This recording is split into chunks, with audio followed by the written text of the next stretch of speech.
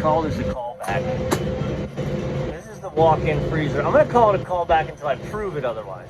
This is a walk-in freezer I did a Sunday emergency service call on because it lost box temp because it froze up. It froze up. I came out here, bad defrost clock, proved it, shot the videos, bad defrost clock, changed the defrost timer on it. Sight glass was full, no issues with the Freon. I watched her pull down to 0. I put it in a defrost. The heaters heated up, and now she's losing temp again. And boom, iced up. I turned the thermostat to 60, so the overhead unit stopped. I'm gonna go to the roof, put it in a defrost. Check the defrost terminals up there, and then while it's in a defrost, we're going to come down, pull that electrical panel off, see what there is to see. I'm actually also, what the heck is up with this? They get their, I don't know, they're taking power, running it here, and then into the door for the door heater. I want to put a little red light on there that when it goes in a defrost, it energizes and lights up.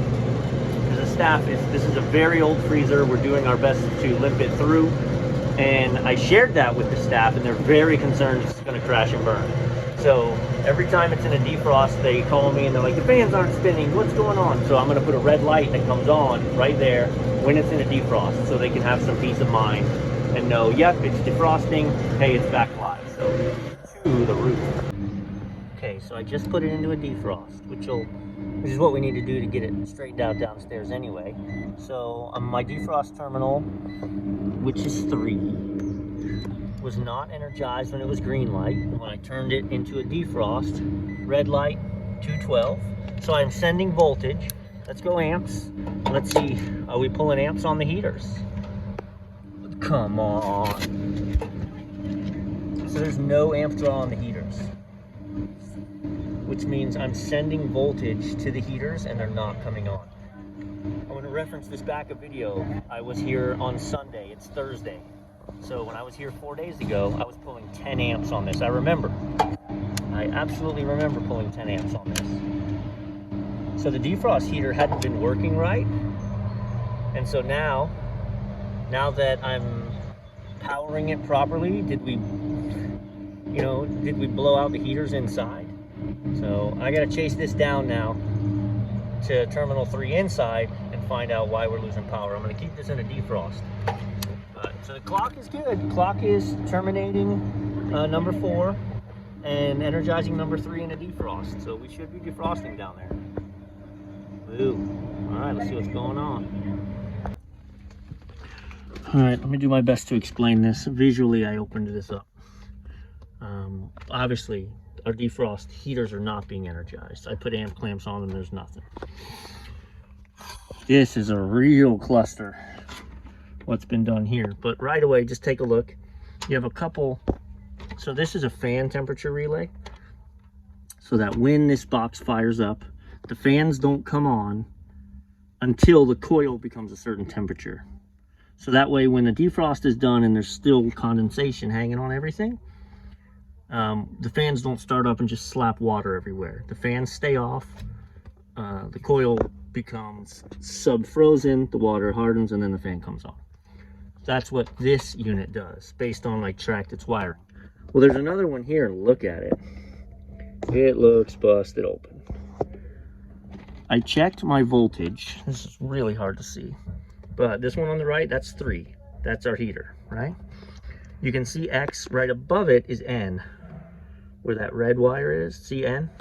Okay, so I tested from 3 to N and I had 208, which means I'm getting my voltage. But up here you have H1 and H2 are right beneath it. Those are your heater circuits. When I test across that, I get 0. Well, this is interrupting it. When I take this switch, I've got a yellow and a white, so let's chase it back. Our yellow is picking up on number 3. That's our heater. So even if you didn't know which one of those were, 3 is the heater. So now I know I'm sending, and I tested voltage. I got 120 on that leg, right? And the other one's coming from neutral. So I got 120 going into that. And on this white back, it goes up to H1. So what's happening is the neutral from up top, N, let's see, there's a red wire on N, there's a black wire on N, and that black wire on N, yep, that black wire on N right there runs straight up to H2. So we're sending 120 volts to H2. I need 120 volts to H1, and then my 208 heaters will light up. Dadgum. I could test this by, obviously we're gonna kill the power.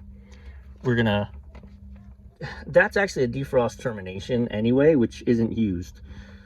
So we're gonna pull that out, disconnect it, and then just jump directly from 3, where it's getting that yellow wire from. And we're gonna jump it up to H1.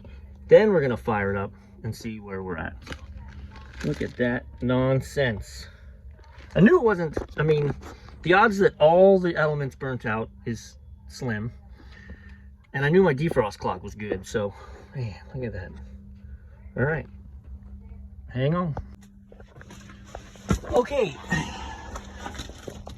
just want to show you before we, so there's our burnt up sensor. I killed the breaker, and then I actually tested everything with a non-contact. So what I have done is severed the yellow and white going into that, and now here they are. I've stripped them back. So all I'm going to do is I'm going to lever nut this in. Let's see, I don't know if this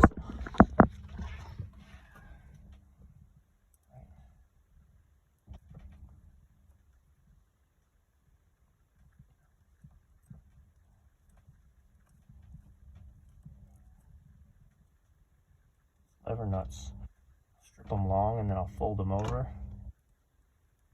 I'm worried about them making nice tight.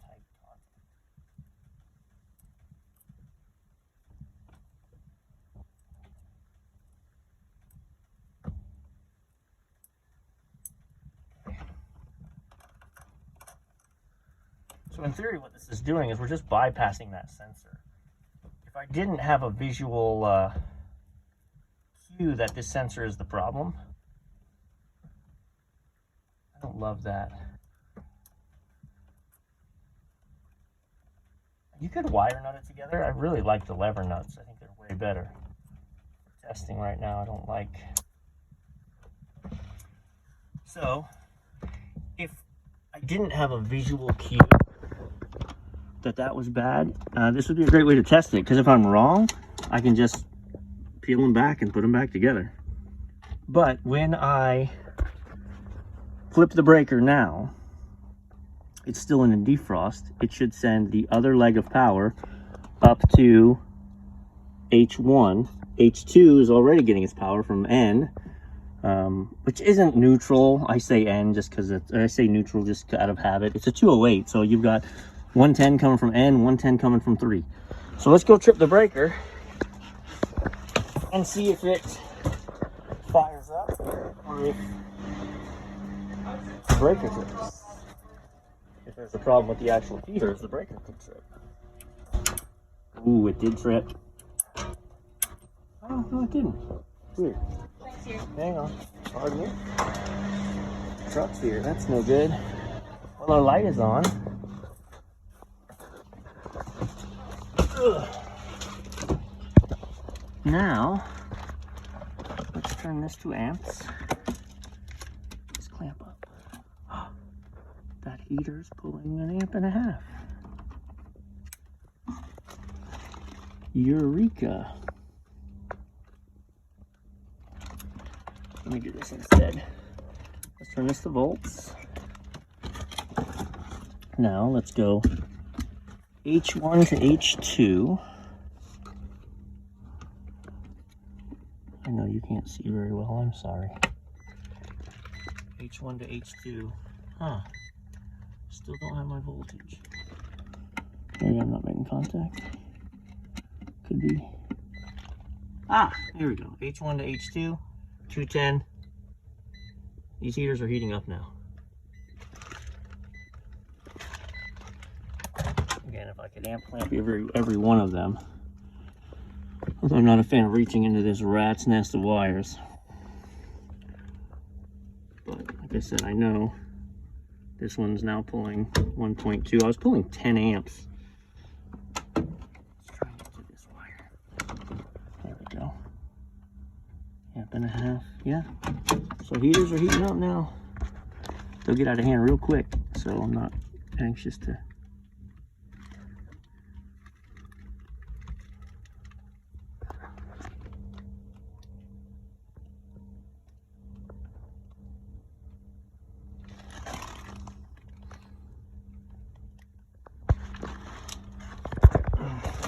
And you'll definitely tell because you'll see horizontal bars start to burn in the coil.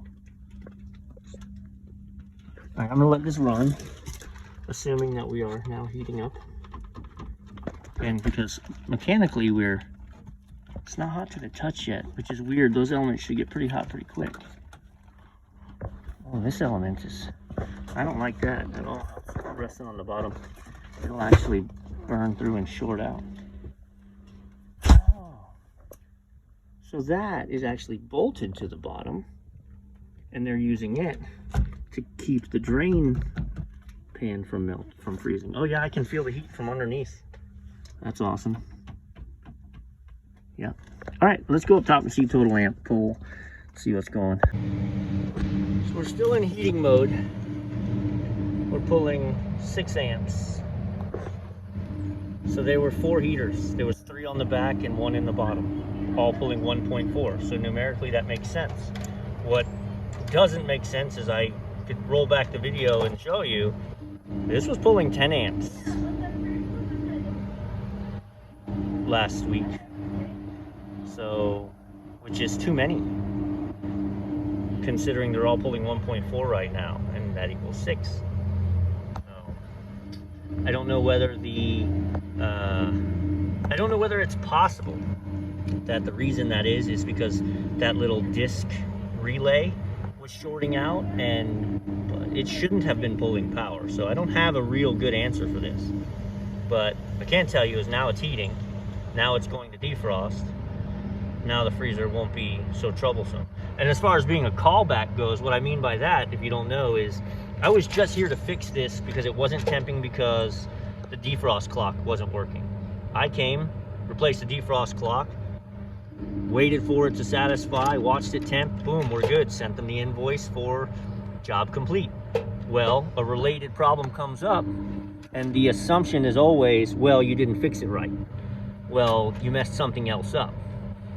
Well, what's wrong today has nothing to do with the repair I did the other day, because when I was done, the heaters were working, and I did have a technician out here yesterday, and he defrosted the coil and got them saved overnight to buy us time because it was frozen up. They were worried about the product, so he defrosted the coil manually so that it would cool overnight, and it did. It was 0, and it was only 20 when I got here this morning, but you saw how frozen up it is in one day. I fixed this on Sunday. If it didn't defrost at all from Sunday, Monday, Tuesday, like, it ran good for at least 2-3 days before it blew out that little temperature relay inside. So not a callback. This is a separate issue. So, all right, let's go back downstairs and see. I'm gonna actually close this up. So actually I'm gonna, let's see. I want it to stay in a defrost for a good little hot minute. So I'm gonna reset it so it's gonna spend half an hour in a defrost while I'm here. And after it comes out of the defrost, hopefully most of the ice is melted. I can just run the fan with no compression up top. We should be all right, but we're gonna definitely see this one through to conclusion today. Okay, how are we looking here? So, heaters are working. We knew the heaters were working numerically anyway. Now you can see them heating up the coil. It's not gonna help this side, and it's actually not gonna help in behind the fan. Man, let me see if I can get you a spot we can see here. Like behind the fan. Oh, this will do it. There's ice. So I'm gonna have to take these fan covers off, take the fan blades out, and then really gently and slowly defrost this coil because we can't get her up and running until she's defrosted. I'm gonna leave it in electronic defrost for now while I'm ripping it apart. All right, so I pulled one of the fans out, just the whole assembly. Once I took the shroud bolts off, which were just screwed on, then these nuts come off and then the whole fan pulls out. There's a quick disconnect to the fan. And then they actually had the wires wrapped around here so that, because they can't risk the wires dropping into the bottom where there's heater. So you can see this actually isn't terrible. I could probably air defrost this, but in the name of efficiency, I'll give it a boost. But also, like, look at this fan. Fan is an electronic piece of equipment. It has to be cooled. It uses air to be cooled. So how long till that's dead? Right? Well, we pull it out, so fortunately we can fix it. But yeah, little things can make a big impact to the life of something. So I love this little portable sprayer. It's actually designed to put coil cleaner in there and then it mists. It foams up, but in this application I don't want a lot of water. I just need to help get the ice melted. It's a great way to do it. And then it pumps up. So I don't have to drag a water hose in here. You know, are there better ways? Sure. Is this pretty easy on the lazy scale? Yep. I'm down. All right, I cleared out the front of the coils. They're all nice and clear now. Put the fans back on. I do want to address one thing before people scream at me in the comments. What I did not do properly was left this in a defrost while I pulled that fan out.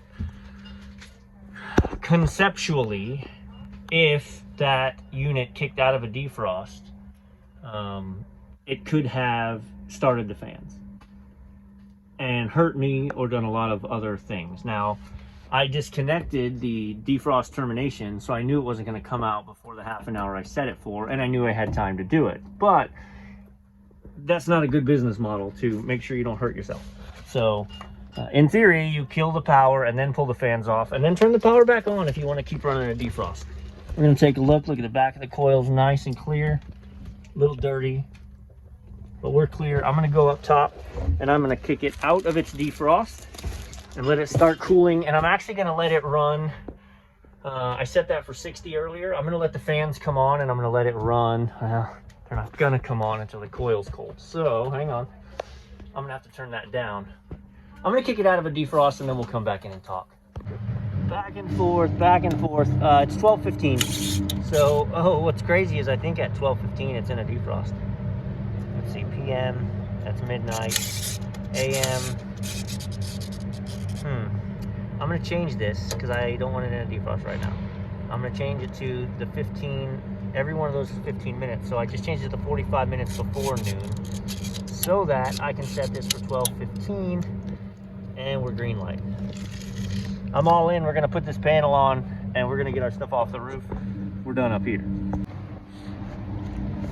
So facilities management isn't just fixing the AC and the cooler. Look at that gutter, the whole thing's full. The downspout's over here. Careful, electric. Let's reach into the water and lean onto the electric main into the building. Let's see. Hey, Coke can.